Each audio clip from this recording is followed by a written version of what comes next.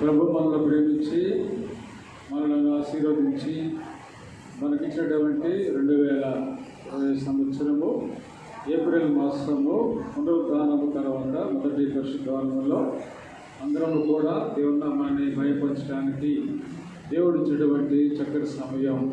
దయగల మా తండ్రి, మీ ఘనమైన శ్రేష్టమైన నామానికి స్తోత్రాలు. మమ్మలను ఎంతగానో ప్రేమించారు అన్నాడు. ఇదిగో నాయన 2020 సంవత్సరము పునరుద్ధాన కాలంలో మేమందరం కలిసిన మా ప్రభు మీ యొక్క మొదటి పరిశుద్ధాన్ని జరిపించుకోవడానికి చేసినటువంటి కృపకు మనం చేస్తున్నాం.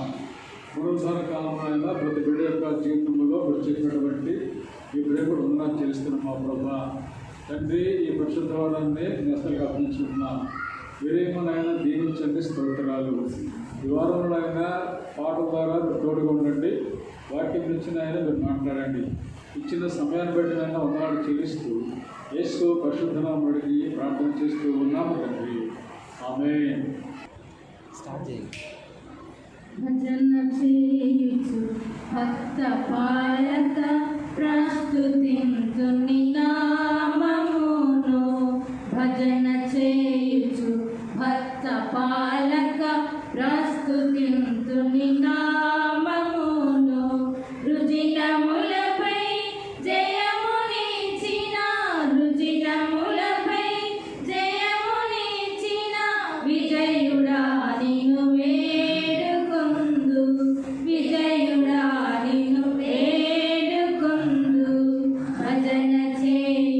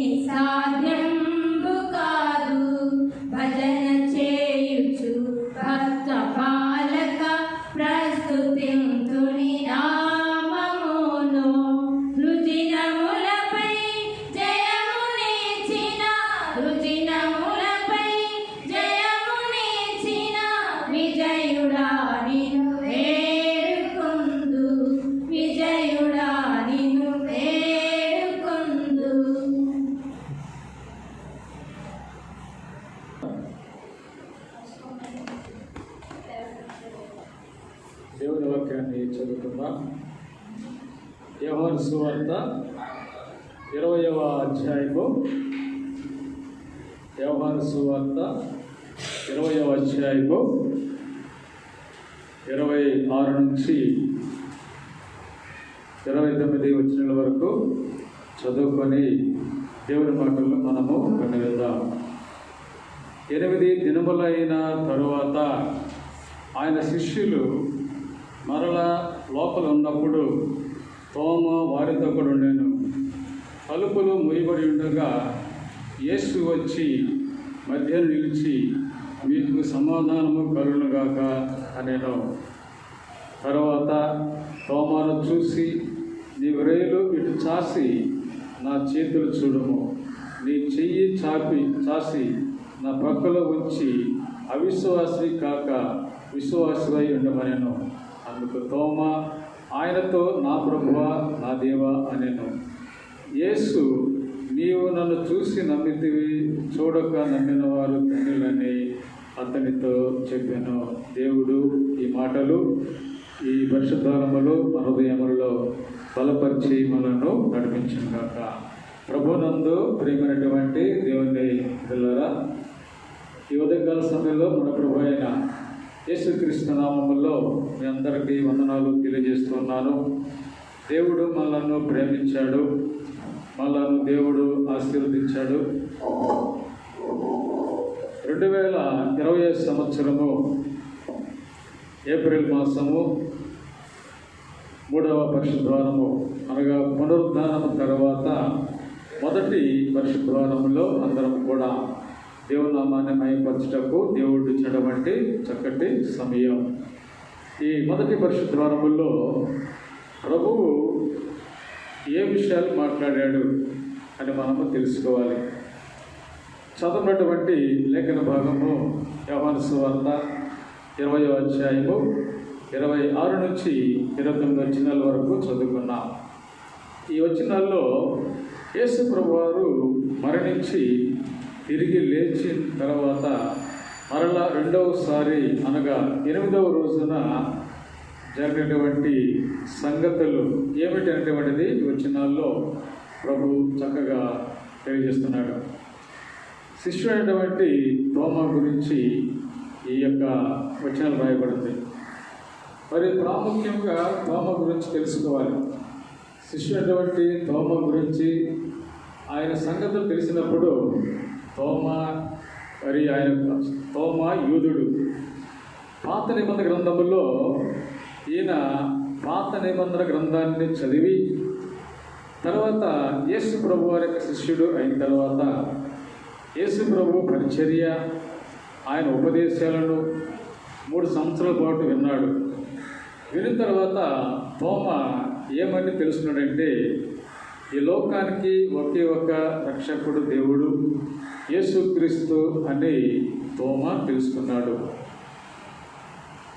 తెలుసుకున్న తర్వాత తోమ ఒకసారి ఏం చేశాడంటే, లాజరు చనిపోయినప్పుడు లాజరును చూడటానికి మనందరం కలిసి వెళదాము రండి అని తోమ శిష్యులతోనూ ఆయన ప్రభుత్వ కూడా అన్నటువంటి సంగతులు యోహాను సువార్త 11వ అధ్యాయము 16 వచనంలో మనము చూడగలుగుతున్నాం.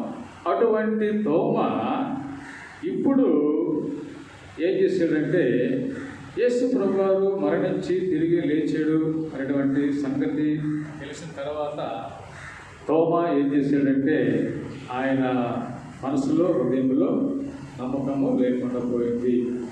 అటువంటి పరిస్థితుల్లో యేసు ప్రభువారు ప్రత్యక్షమయ్యి తోమను ఏ విధంగా ఆయన బలపరిచాడో ఆ సంగతులు ఇక్కడ స్పష్టంగా మనము చూడగలుగుతున్నాం. యేసు ప్రభువారు శిష్యులు తోమ ఉన్నటువంటి గృహంలోనికి వచ్చాడు. తలుపులన్నీ మూయబడింది. తలుపులన్నీ మూయబడిన తర్వాత యేసు ప్రభువారు ఏం చేశాడంటే, ఆ తలుపుల మధ్య నుంచి మరి శిష్యులు రావడం జరిగింది. వచ్చిన తర్వాత యేసు ప్రభువారు తోమాను పిలిచి, తోమా, ఇదిగో నీ వచ్చి మరి నా చేతులు, కాళ్ళ గాయాలు నా ప్రక్కలో ఉన్నటువంటి గాయాన్ని చూడు అని యేసు ప్రభువారు తోమాతోటి చెప్పటము జరిగింది. అప్పుడు చెప్పినప్పుడు తోమ ఏం చేశాడంటే ప్రభు దగ్గరికి వచ్చాడు, ఆయన చేతులు చూశాడు, ప్రక్కలో ఉన్నటువంటి బళ్ళాన్ని చూశాడు. చూసిన తర్వాత తోమ అప్పుడు నమ్మాడు.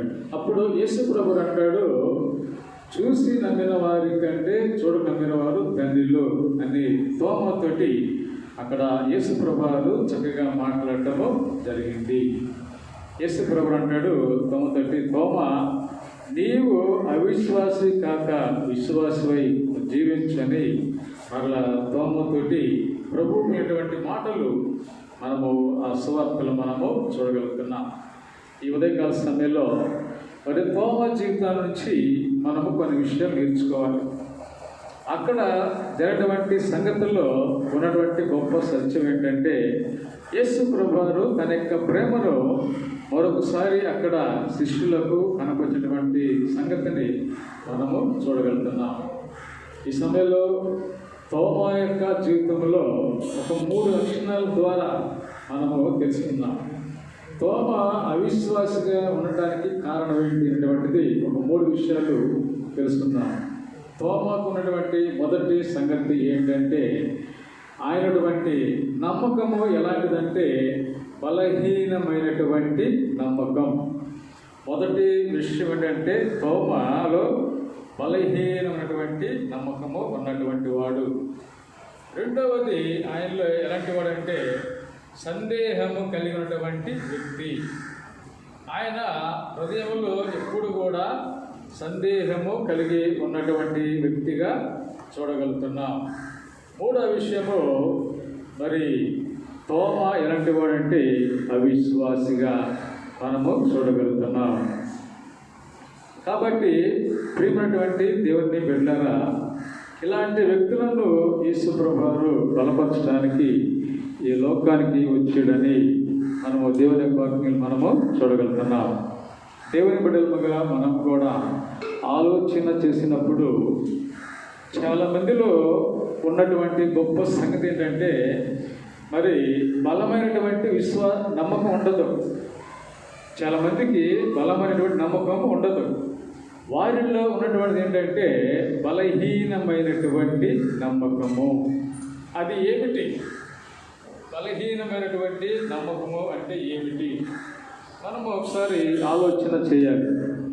బలహీనమైనటువంటి నమ్మకము అంటే అర్థము ఏమిటంటే ఏదైనా ఒక విషయంలో లేకపోతే ఏదైనా ఒక పని విషయంలో ఫలానా వ్యక్తి దగ్గరకు వెళితే ఆ పని జరుగుద్ది అనేటువంటి నమ్మకము వారిలో ఉండాలి.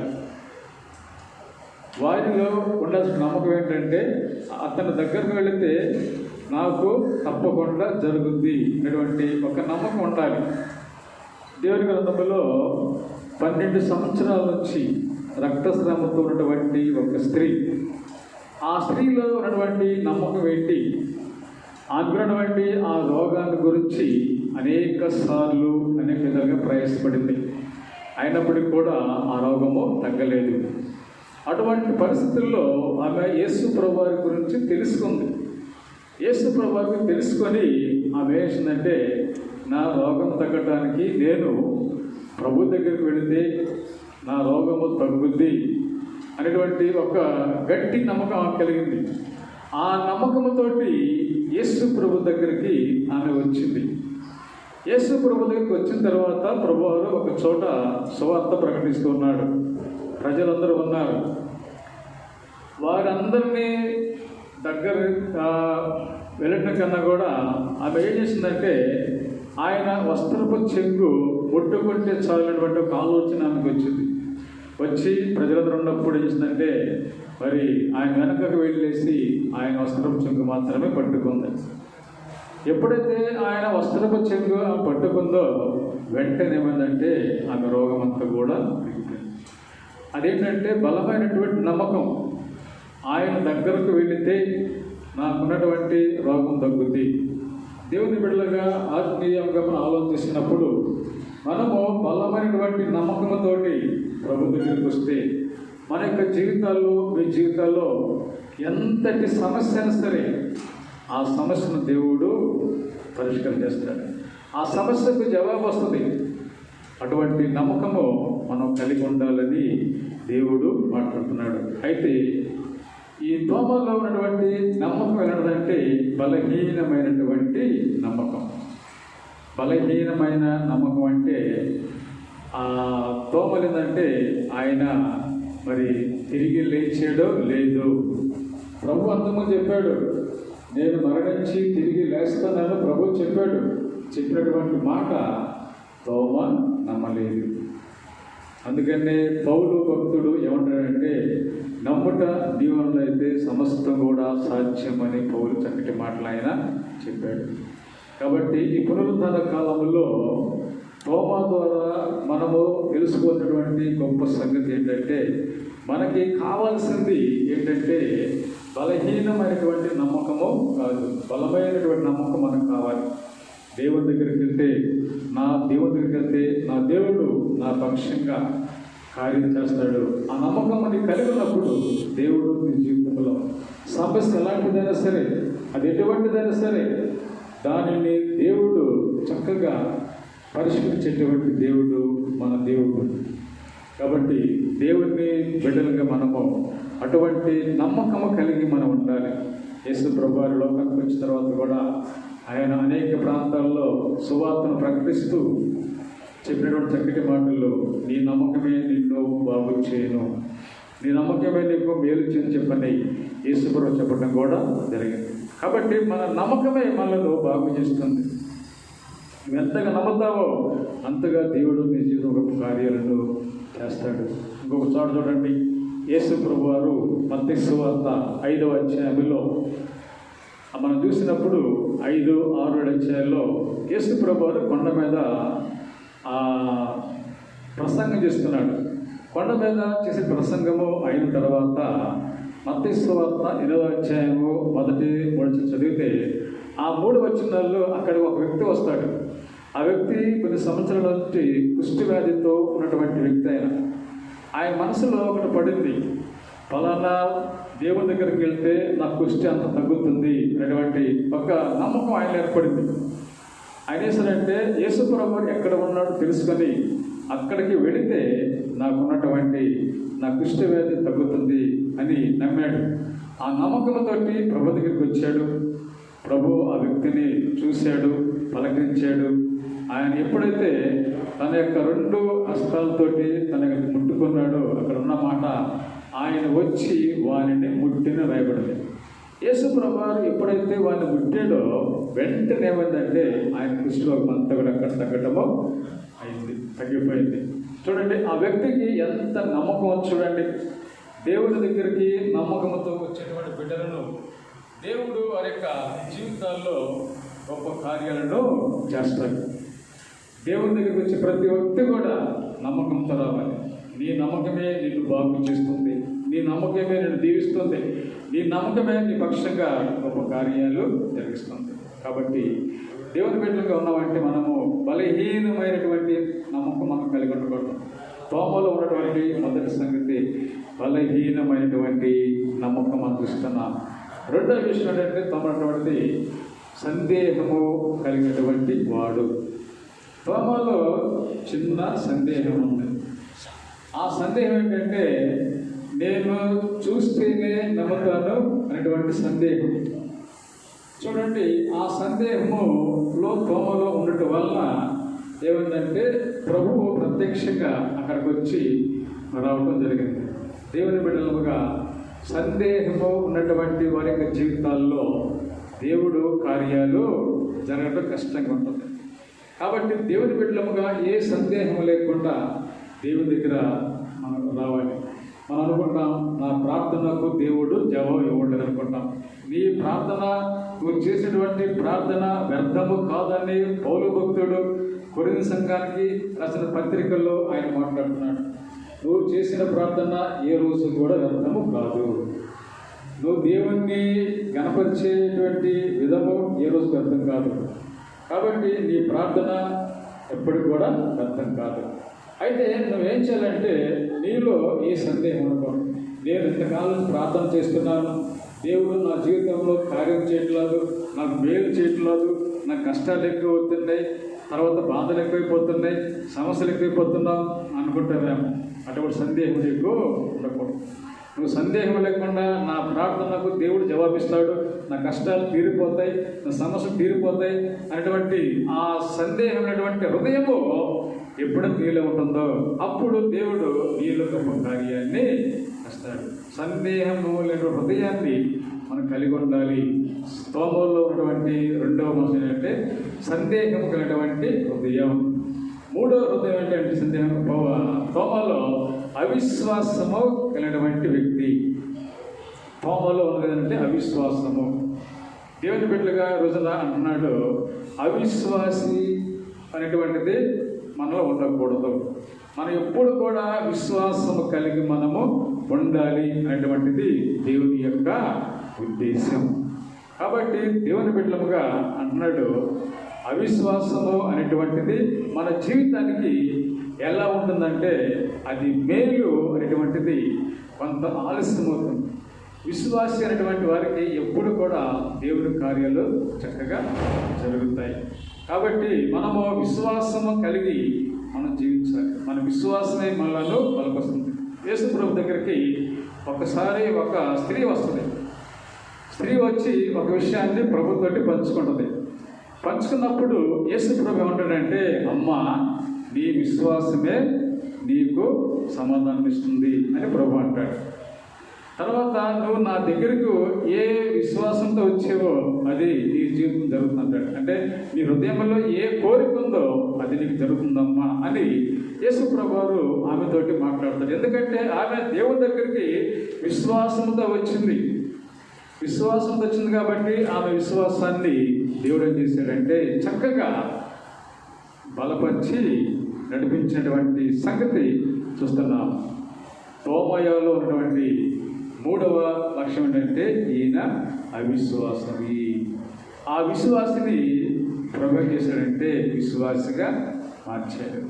కాబట్టి దేవుని బిడ్డలుగా మనము అవిశ్వాసాన్ని వదిలేసి విశ్వాసం కలిగి మనము జీవించినప్పుడు తప్పకుండా దేవుడు మన పక్షంగా తను ఏమి చేయాలనుకున్నాడో ఆ కార్యాన్ని దేవుడు జరిగిస్తాడు. అలాంటి వారి పక్షంగా దేవుడంట ఈ లోకానికి వచ్చి ఏం చేశాడంటే తన ప్రేమను వారి పక్షంగా ఆయన చూపించాడు. యేసు ప్రభువారు ఈ లోకానికి ఎందుకు వచ్చాడంటే ఇలాంటి వారిని బలపరచడానికి, తన ప్రేమను చూపించుటకు ఆయన లోకానికి వచ్చాడు. కాబట్టి దేవుని బిడ్డలుగా ఆయన ప్రేమను తెలుసుకున్నటువంటి మనందరూ కూడా ఏం చేయాలంటే అవి తప్ప ఇక్కడ మనము ఏ విధంగా ప్రభు మనతో మాట్లాడాడో ఆ విధంగా మనము జీవించాలి. ఎట్లా? నీలో కావాల్సింది బలమైనటువంటి నమ్మకం. నీలో సందేహము లేని హృదయం నీకు ఉండాలి. మూడవ విషయము అవిశ్వాసి కాక విశ్వాసమై నువ్వు జీవించని చెప్పని దేవుడు మనతోటి మాట్లాడాడు. ఈ విధంగా తోమతోటి యేసు ప్రభువారు చెప్పిన తర్వాత తోమ తెలుసుకొని ఆయన ఏం చెప్పాడంటే ప్రభుతోటి రెండు మాటలు మాట్లాడతాడు. ప్రభుతో ఏమంటాడంటే అక్కడ ఒక రెండు మాటలు అయిపోయింది దేవాన స్వార్థల్లో, నా ప్రభువా నా దేవా అని తోమ చక్కగా ప్రభుని అక్కడ ఆయన తన తప్పు ఆయన తెలుసుకొని తన బలహీనతలు ఆయన తెలుసుకొని ఏం చేశాడంటే దేవుడి దగ్గర అక్కడ ఆయన ఒప్పుకోవటము జరిగింది. ఈ రెండింటిలో ఉన్న సంగతి ఏంటంటే నా ప్రభువా అంటే అక్కడ తోమ మంచి సాక్ష్యం కలిగి జీవిస్తాను అనేటువంటి ఉద్దేశం. నా దేవ అంటే ఆయన ఉన్నటువంటి ప్రతి బలహీనత అక్కడ ఆయన ఒప్పుకున్నాడు.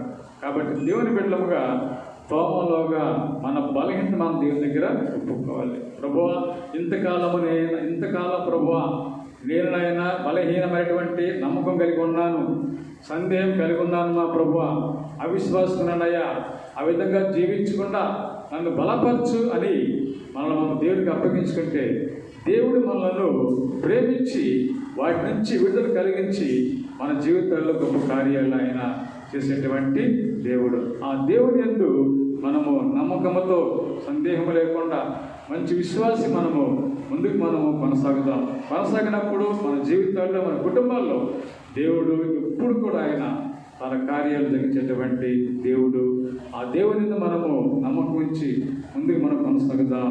ఉదయకాల సమయంలో ఈ మాటల ద్వారా ప్రతి ఒక్కరు కూడా బలపరచబడి దేవుని బిడ్డలుగా జీవిస్తూ ముందుకు కొనసాగండి. దేవుడు మిమ్మలను మీ కుటుంబాలను దీవించి బలపరిచి నడిపించిన గాక. తలవంచండి, ప్రార్థన చేసుకుందాం. దయగల మా తండ్రి, మీ ఘనమైన శ్రేష్టమైన నామానికి స్తోత్రాలు.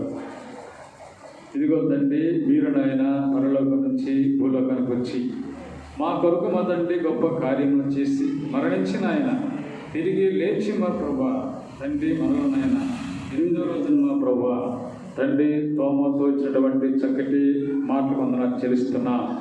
తోమ నాయన ఏ విధంగా మా ప్రభా తండ్రి బలహీనమైన నమ్మకం కలిగి ఉన్నాడు, సందేహం కలిగి ఉన్నాడు, ఆయన అవిశ్వాసముడు మా ప్రభా. అటువంటి తోమ పక్షంగా మీ ప్రేమను చూపించిన ఆయన తోమను తండ్రి ఏ విధంగా బలపరిచారో తండ్రి అదేవిధంగా మమ్మల్ని కూడా జ్ఞాపకం చేసుకున్న ఆయన తండ్రి మా ప్రతి బలహీనత నుంచి ఆయన విడుదల కలిగించి మేము తండ్రి బలమైన నమ్మకంతో సందేహం లేకుండా విశ్వాసంగా నాయన ముందు కొనసాగడానికి మేము బలపరిచి నడిపించున్నాను చేస్తున్నాం. ఈ ఉదయకాల సంఘంలో సంఘంలో ప్రతి కుటుంబాన్ని పేరుకి అప్పగిస్తున్నాం తండ్రి. ప్రతి కుటుంబాన్నైనా మీరు దీవించండి. ప్రతి కుటుంబంలో ప్రతి బిడ్డ యొక్క జీవితంలో మీకు జరిగించండి. మమ్మల్ని మా సంఘాన్ని కుటుంబాల ప్రభా మీకు అప్పగించుకుంటూ యేసు పరిశుద్ధ నామమున అడిగి ప్రార్థన చేస్తూ నామ తండ్రి, ఆమె. పరలోకమందున్న మా తండ్రి, నీ నామము పరిశుద్ధపరచబడును గాక, నీ రాజ్యము వచ్చును గాక, నీ చిత్తము పరమదశకు నెరవేరును గాక. మా అనుదినాహారం వేడు మాకు దయచేయండి. వాడు అపరాధం చేసిన వారిని అపరాధం క్షమించు. శోధన తండ్రి జ్ఞానాన్ని తప్పించు. రాజ్యము శక్తి మహిమ బలం ఇవన్న తండ్రి, ఆమె. తండ్రి కుమార రేపు దేవుని కృప మనందరూ తోడుగా వచ్చి మన ప్రభువారు బలపరిచి తన కృప ద్వారా తన ప్రేమ ద్వారా నడిపించును కాక. ఆమె. ఆశీర్వాదంబు మా మీద వర్షింప చేయమేశా, ఆశతో నమ్మియున్నాము నీ సత్య వాగ్దానము. ఈ మహిమీద కృమ్మరించుము దేవా, క్రమ్మర ప్రేమ వర్షము కృమ్మరించుము దేవా.